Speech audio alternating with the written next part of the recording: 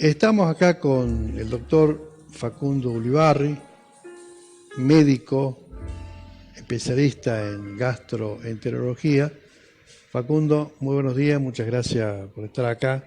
Buenos días, Edgar, al contrario, te agradezco yo la invitación, contento de estar compartiendo con vos y tu audiencia. Bien, vos sabés que, bueno, le cuento a la audiencia que nosotros con Facundo nos conocemos hace tiempo, desde la época cuando yo cubría con la revista 90 Minutos el complejo de la Loma. Ahí entablamos esta relación y por supuesto que siempre estaba pendiente esta entrevista.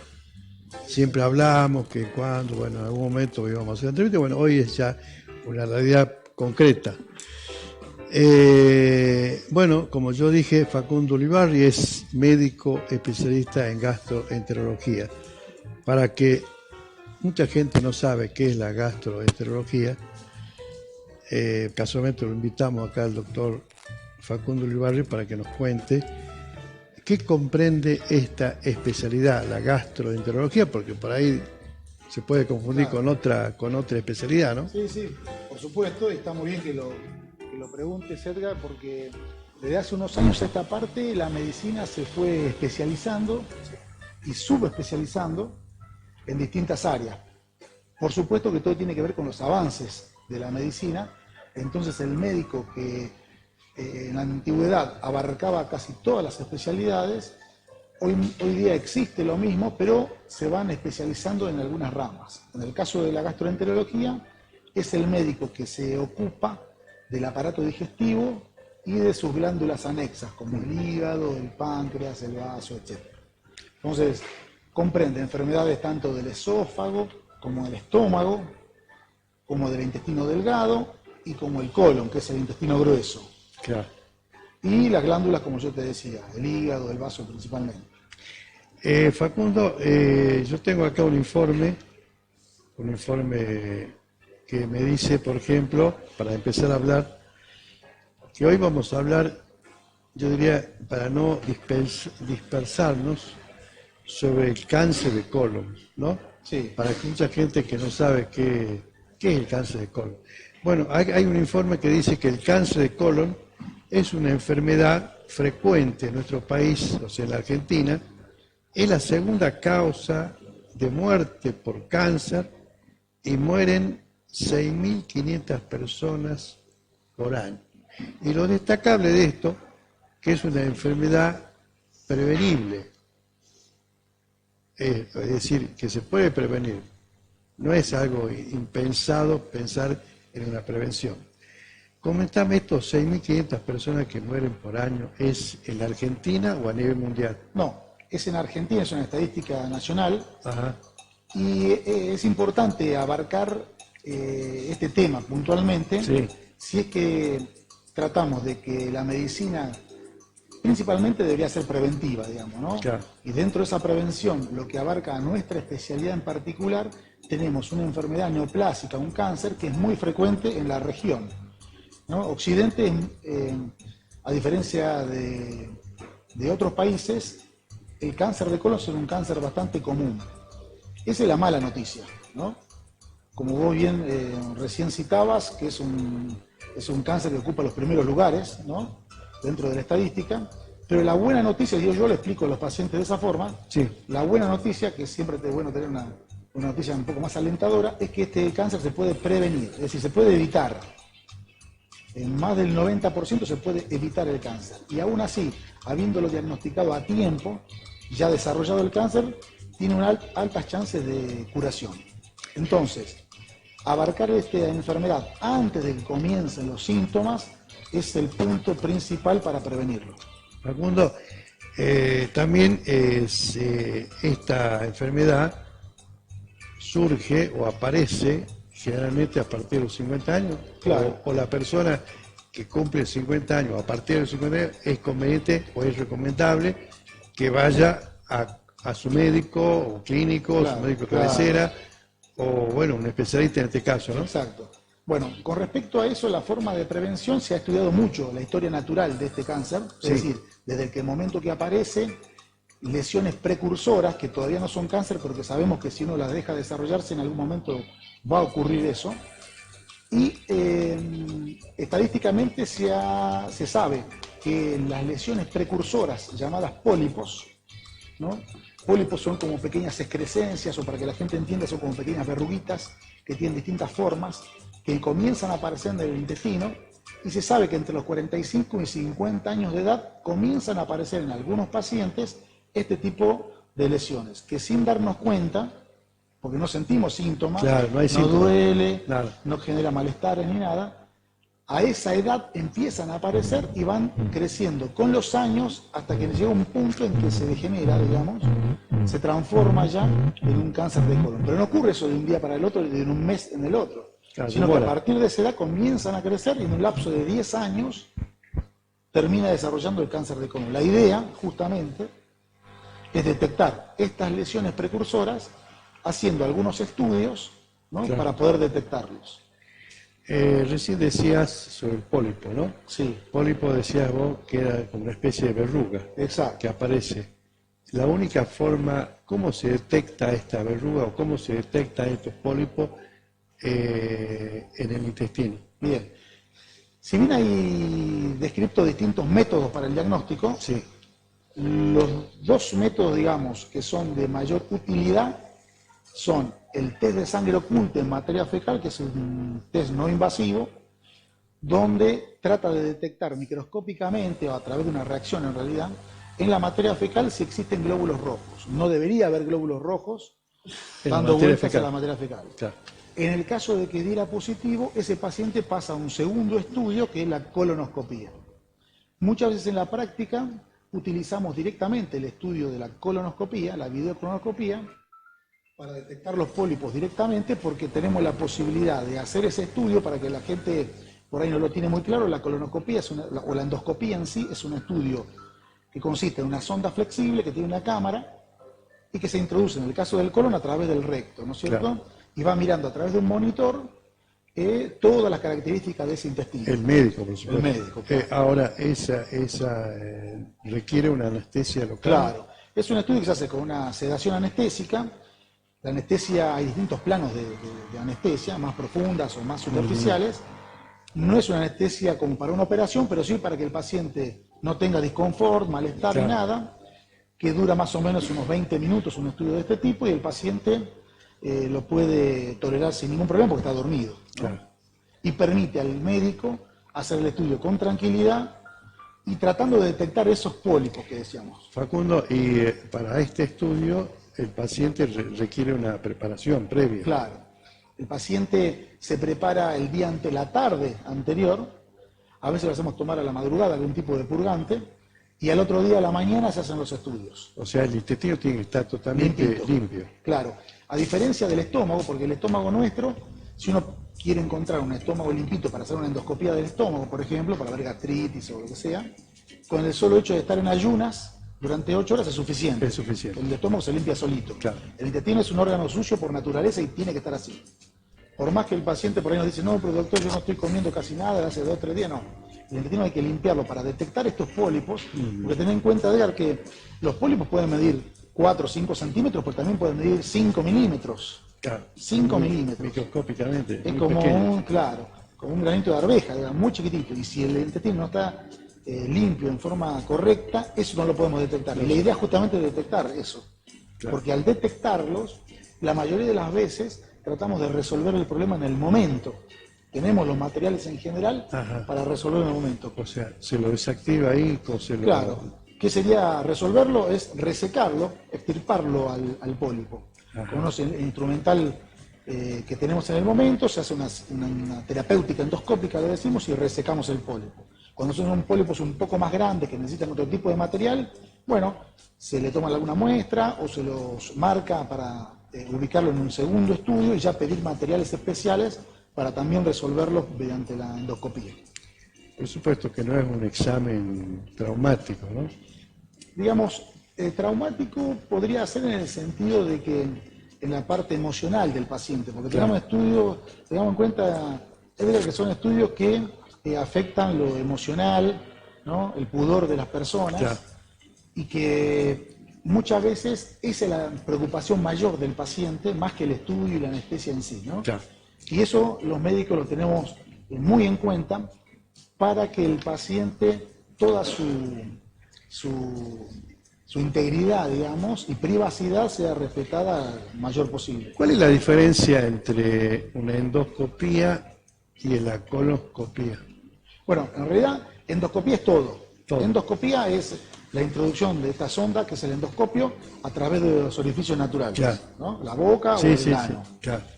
La gente le llama endoscopía en general a la endoscopía del Ahí estómago. estamos viendo la Claro, está muy buena esa imagen imagen. del pólipo. Imagen digitalizada, pero exacto, está mostrando muy bien un pólipo, como decíamos recién, que es como una pequeña verruga, que ya en el momento, ahí está mostrando que ha detectado células, se han desarrollado ya células malignas, o sea que este pólipo, desde que nació hasta este momento, tuvo la posibilidad de seguir creciendo y ya de generarse, ¿no? Ajá. Está mostrando cómo va esto. Eso ocurre no en minutos, sino en años, ¿no? En Como años, decíamos. en años. Ahora, esto afecta tanto hombres como mujeres. Exacto. O sea, no hay una prevalencia del hombre o de la mujer. Sí, no, es muy poca la prevalencia y en general afecta por igual. Se muy buenas las imágenes. Bueno, y estos estudios, digamos, por supuesto que se realizan tanto a nivel público como a nivel privado. Claro, son estudios, de hecho, tanto del Hospital San Bernardo como recientemente tengo entendido en el Hospital Papa Francisco, tienen los equipamientos necesarios para realizar este tipo de estudios. El problema está también que, digamos, las dificultades que genera tener un servicio y con la población que tenemos, es dificultoso a verse de hacer un screening poblacional, es decir, hacer estudios en forma permanente, pero sí, se puede hacer también en cualquiera de los ámbitos, digamos.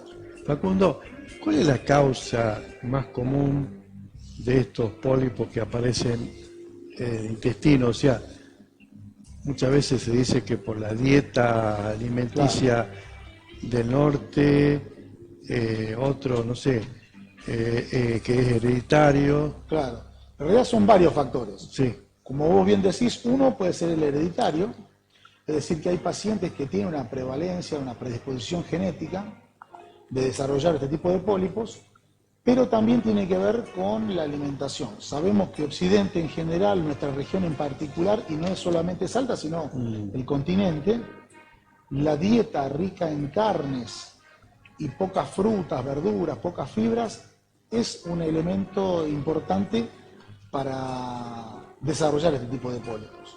La obesidad, el tabaquismo son otros factores que también influyen. Pero la dieta nuestra es diferente a la dieta asiática. Por eso los asiáticos, Japón, China, etcétera, el cáncer prevalente no es el de colon, sino el de estómago. Es diferente que el nuestro. ¿Por qué? Por la dieta, justamente. Tiene una predisposición genética y también tiene, bueno, hay distintos factores también en lo gástrico, ¿no? Tiene que ver con lo alimentario, tiene que ver con lo genético y también tiene que ver algunas veces, no algunas veces, otro factor que es la bacteria que vive en el estómago, que la pueden contraer a temprana edad, que se llama Helicobacter pylori, que tiene también relación con el cáncer de estómago. Sin embargo, nosotros también tenemos ese tipo de enfermedad, el cáncer de estómago también es un cáncer prevalente, que a diferencia del cáncer de colon no lo podemos prevenir, digamos, no están desarrollados planes de prevención. Sí lo podemos detectar en etapa temprana haciendo endoscopías del estómago. Pueden preguntar recién la diferencia entre endoscopía y colonoscopía. Claro. La endoscopía, como yo te decía, es todo, tanto del estómago como del colon. Sí. La endoscopía del estómago le decimos videoendoscopía digestiva alta o videoendoscopía esófago gastrodenal, porque eso es lo que abarca la endoscopía del estómago. Y la de colon le decimos videocolonoscopía o videoendoscopía digestiva baja, ¿no? Son todas denominaciones de lo mismo, digamos. O endoscopía alta o endoscopía baja. ¿Y este estudio cada cuánto se recomienda realizar? Bueno, para la prevención y seguimiento del cáncer de colon, o mejor dicho, para la prevención del cáncer de colon, es un estudio a partir de los 45 o 50 años, porque digo 45 o 50 porque últimamente estamos hablando de, o sea, recomendado adelantar el primer estudio preventivo de colon a partir de los 45 años. Por eso decimos entre los 45 y 50 años el primer estudio de colon. Y de ahí repetirlo, y decimos cada 5 a 10 años en realidad, ¿no? Con la idea, porque sabemos que en ese lapso de tiempo no va a ocurrir de repente un pólipo que aparezca de repente, ¿no? O sea, va creciendo y en ese lapso de tiempo uno trata de detectarlo en etapa temprana para poder resolverlo como se veía en la imagen, ¿no? No esperar que se haga un pólipo de gran tamaño con más dificultades para resolverlo. La constipación o el estreñimiento de una persona, o el seco del vientre como generalmente se conoce, así. Acá en el lenguaje común, ¿contribuye, ayuda a esto o no? No tiene nada que ver. No, la constipación no tiene que ver con el cáncer de colon. Nada. No tiene ninguna vinculación. No tiene vinculación, ni los divertículos, porque esa es otra de las cosas que la gente que sí conoce. Sí. Los divertículos no tienen que ver con el cáncer de colon. Los divertículos son como pequeñas bolsitas o pequeñas herniaciones que tiene el intestino grueso, en general, en el caso que estamos conversando, que sí tienen que ver a veces con la constipación, ¿no? El paciente estreñido, donde el intestino se esfuerza. O es lento. Lento, exacto, y se esfuerza el intestino para poder hacer progresar la materia fecal a través del intestino. Justamente eso sí tiene relación en el divertículo con la constipación, pero no tiene que ver con el cáncer de colon, ¿no?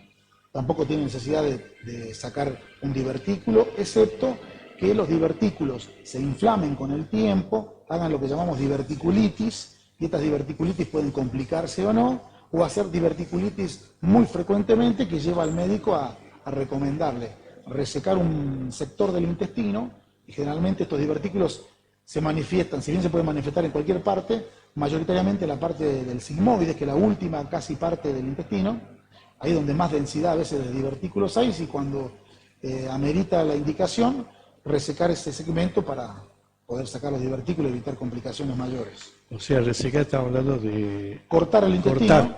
El intestino, el tubo digestivo en general, sobre todo el intestino delgado o grueso, el grueso principalmente que estamos conversando ahora, tiene la particularidad de que según el segmento se puede resecar o segmentariamente el sigmoides, o si la enfermedad abarca en otro sector también, resecar una parte del intestino y volver a unirlo, ¿no? ¿Eso se regenera? No se regenera, pero si la resección es solamente segmentaria, digamos, no traería ninguna dificultad en cuanto a la salud ni nada. Facundo, con respecto al cáncer de colon, entonces, ¿qué recomendás vos? Lo primero que tiene que hacer una persona... Yo lo que bueno, pues es un tema importante el tema de cáncer de colon, como he dicho, por la prevalencia que tenemos en nuestro medio. Sí. Y hoy en día hacer un diagnóstico de un cáncer de colon en un paciente de, supongamos, 65 años, uno sabe que perdió el momento de haberse hecho el estudio preventivo en el momento indicado, ¿no? Entonces, la recomendación sería, en el paciente que tiene 50 años, ¿no?, sin antecedentes familiares de cáncer de colon o de pólipos, él le da como para consultar a su médico y hacer algún tipo de estudio preventivo para detectarlos.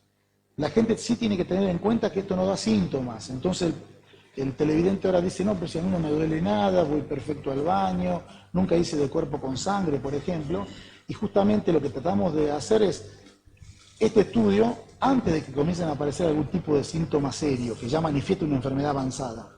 Entonces la idea es, una persona saludable que ya cumple con los requisitos que es la edad, debería consultar con su médico para hacer alguno de estos tipos de estudios preventivos. Ahora, si el paciente tiene un antecedente familiar, es decir, tuvo el papá, ahí depende, ¿no? Si es un familiar de primer grado o segundo grado, si tiene algún antecedente familiar de cáncer de colon o de pólipos, que en algún momento al padre le sacaron pólipos, ese paciente ya no espera hasta los 50 años para hacerse el estudio. Claro. Debería hacerse el estudio antes, a partir de los 40 años se está hablando de que se debería hacer un estudio preventivo.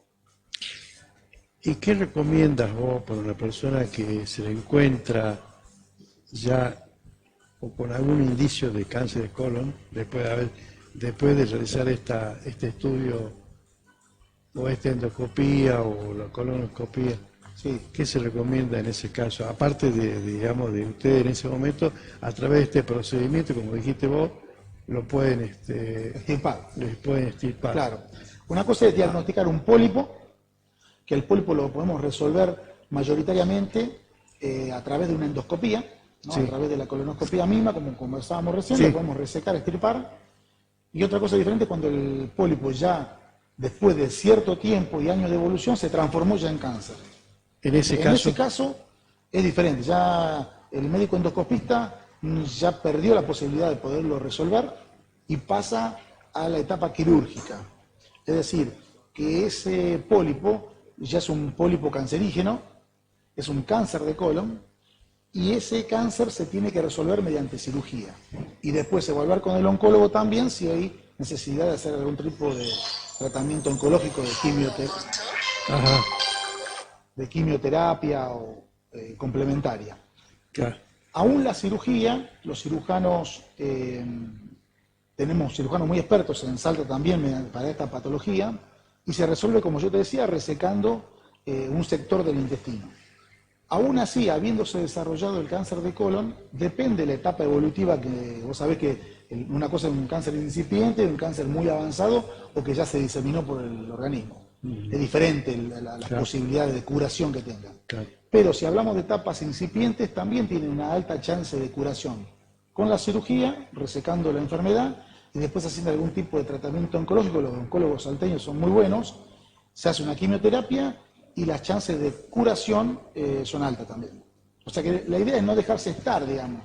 Y guarda, Edgar, que la gente muchas veces se deja estar por miedos, ¿no? Exactamente. Miedo al Miedo o procedimiento. pudor también, ¿no? Claro, miedo al procedimiento, Claro. miedo a la anestesia y miedo o temor con el pudor, ¿no? Claro. Porque le da vergüenza, etcétera.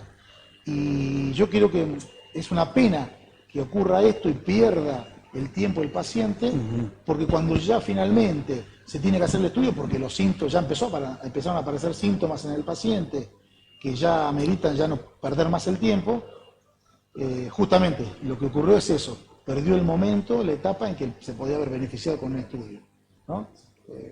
Acá en Salta, bueno, me imagino que hay estadísticas sobre este tema de una estimación sobre las consultas que vos realizás diariamente. ¿En cuánto se estima una cifra aproximada? No, la cifra que vos nombraste recién son equivalentes a todo el país. A todo el país. Sí. Todo nuestro país, claro, yo te decía que la alimentación es un factor influyente y vos sabés que nuestra alimentación es carne de vaca, es la base de toda la familia. Bueno, claro, habría una tendencia a hacer otro tipo de alimentación, pero mayoritariamente la dieta de la familia argentina es carne, ¿no? Y más si hablamos en zonas donde más se desarrolla la actividad ganadera, digamos, o sea, que claro, es todo el país en general. O sea que la dieta es un factor importante y Salta no escapa a la estadística. Bueno, estamos conversando con Facundo Olivarri, médico especialista en gastroenterología. Hablamos sobre el cáncer de colon. El paciente o el público que nos está viendo en estos momentos, tal vez tenga preguntas, consultas que hacer. ¿Dónde se lo encuentra Facundo Olivarri? ¿Está en las redes sociales o se lo encuentra fácilmente? ¿Dónde está? Sí, bueno, yo trabajo en el Hospital Santa Clara de Asís, en el Hospital Privado Santa Clara de Asís, y en Medicina Ambulatoria Salta, en MAS, que son mis dos consultorios, digamos. Bien. Pero, digamos que este tipo de consulta lo puede hacer el paciente con su médico de cabecera, no necesita ver un especialista para que le informe y lo asesore en relación a la prevención de esta enfermedad. O sea que no es necesario concurrir al especialista para o consultar sobre qué tipo de estudio debería hacerse, según la edad, etcétera, para prevenir el cáncer de colon. O sea que su médico de cabecera es suficiente. Facundo, ¿quiénes son los que más te consultan, hombres o mujeres? Las mujeres son las que más consultan. Mirá no vos. tengo una estadística, Pero mirá vos, siempre a mí me llama la atención que, bueno, por esto ya hablamos de otras cosas, ¿no? Pero yo veo que la mujer, cuando tiene algún tipo de patología, enfermedad, duda o consulta, no tiene ningún tipo de inconveniente de consultarla, plantearla en el consultorio y hacer el estudio que sea necesario, ¿no? Por supuesto que debe haber excepciones, pero la mujer para el tema salud me da la impresión, ¿no? Esto es subjetivo por ahí. Claro. Pero creo que es la que más, y aparte no tiene ningún problema, digamos, por supuesto que ella, las mujeres, por supuesto, con más razón uno debería proteger su intimidad y todo para este tipo de estudios, Claro. pero lo asume con mucha responsabilidad, Así es. ¿no? Y nos traen menos inconvenientes en cuanto a las explicaciones y todo que a los varones, que uno consideraría de que sería un estudio que no debería ejercer ningún tipo de inconveniente, no, al contrario, son los que más escapan a la situación. Por último, Facundo, un consejo, un mensaje para la persona que está viendo y tal vez tenga alguna inquietud o alguna duda. Bueno, creo que el concepto que debemos llevarnos de las charlas y la gente que nos está mirando es dos cosas importantes. Una, saber que el cáncer de colon, no hay que tener miedo a la palabra cáncer primero, porque, digamos, al tener miedo a una enfermedad y negarla u ocultarla, perdemos el tiempo. Entonces, el cáncer de colon es una enfermedad prevalente, común en la población, y es importante saber que se puede prevenir. Entonces, consultar a su médico y decirle, doctor, escuché que el cáncer de colon es algo común, ¿cuándo debería hacerme un estudio? Tenga en cuenta que no hay que esperar a tener síntomas para hacer el estudio, sino que depende mucho de la edad y del antecedente familiar que pueda tener de esa enfermedad, para comenzar a hacer los estudios preventivos. Y segundo, si comprendió, y ojalá que así sea, de todo lo que hemos conversado, seguramente que sí, conversar también con sus familiares, con sus amistades y comentarles estos conceptos importantes de la prevención del cáncer de colon, que deberían hacerlo y no esperar a tener un síntoma para recién consultarlo, ¿no? Y que tengan en cuenta que son estudios que la gente le tiene miedo porque, claro, antiguamente la endoscopía fue evolucionando y antes capaz que no se utilizaban anestesia, Claro. el paciente sufría dolores, molestias, etcétera, y que todo eso hoy en día se ha protegido mucho, se ha cuidado mucho, el paciente no siente molestia, no siente dolor, son síntomas mínimos, por supuesto todo en un marco de mucha seguridad para el paciente, incluido la anestesia, que es una anestesia suave, los anestesiólogos son expertos, nuestros anestesiólogos, en ese tipo de anestesias. Se cuida mucho también la parte pudorosa del paciente, no tiene que andar desnudo dando vueltas por las clínicas ni nada, ¿no? Entonces, y son estudios rápidos, medianamente. 20 minutos me decía. 20 minutos más o menos, como mucho, 30 minutos si hubiese que hacer algún tipo de terapéutica. Y el paciente que por ahí tiene enfermedades asociadas, por ejemplo, un paciente de mayor edad que tiene problemas cardíacos, incluso a veces por supuesto lo evalúa previamente el cardiólogo. Hemos necesitado en alguna oportunidad algún cardiólogo durante el procedimiento preventivamente para que lo controle el paciente si fuese necesario, o internarlo un día para controlarlo posterior o previo al estudio, ¿no? O sea que son todo dentro de un marco de seguridad. Claro.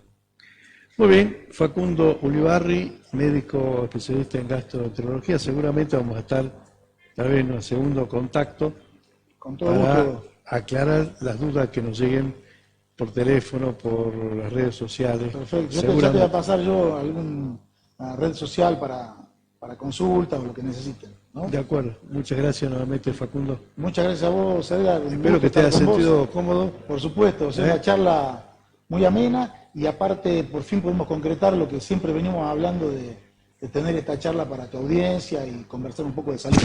De acuerdo. Muchas gracias, Facundo, nuevamente. Gracias. Un saludo a toda la familia. Muchas gracias. Bien.